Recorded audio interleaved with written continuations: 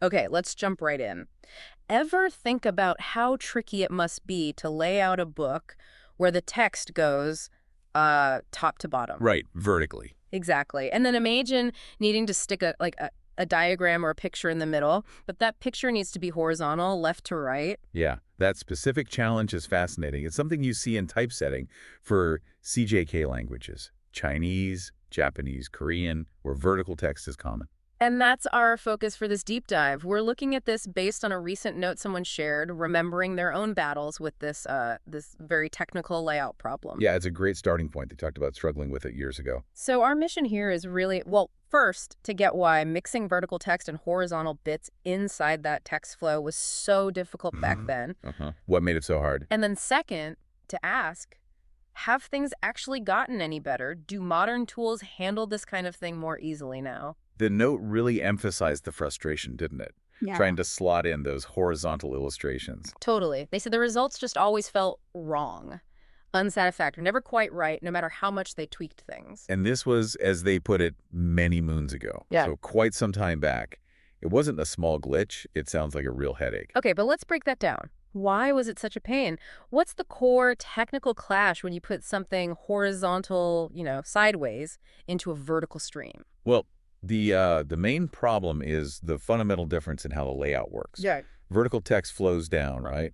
Characters stack, lines run top to bottom. The whole baseline concept is different. Okay. Then you insert a horizontal thing, an image, maybe a table. It expects a left-to-right world. It needs a horizontal baseline. Right, apples and oranges, layout-wise. Exactly. So trying to force that horizontal element into the vertical rhythm, it breaks the flow. It messes up alignment.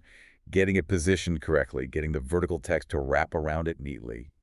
It was incredibly difficult. So you'd end up doing tons of manual adjustments. Yeah, manual overrides that felt really clunky, forced, which is probably why they said it never looked quite right. Ah, okay. It wasn't just rotating it, it was about how it fundamentally fit or didn't fit into that vertical flow. You were essentially fighting the software's basic assumptions. Precisely.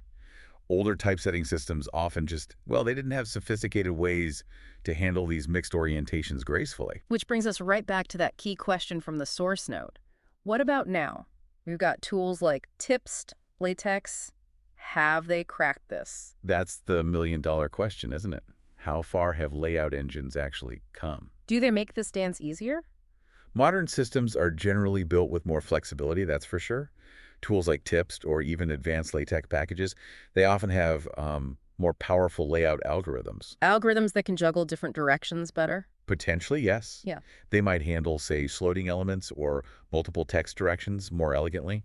You might get better programmatic control over positioning things relative to different text flows. So features that are just smarter about mixed orientations from the get-go. It's plausible.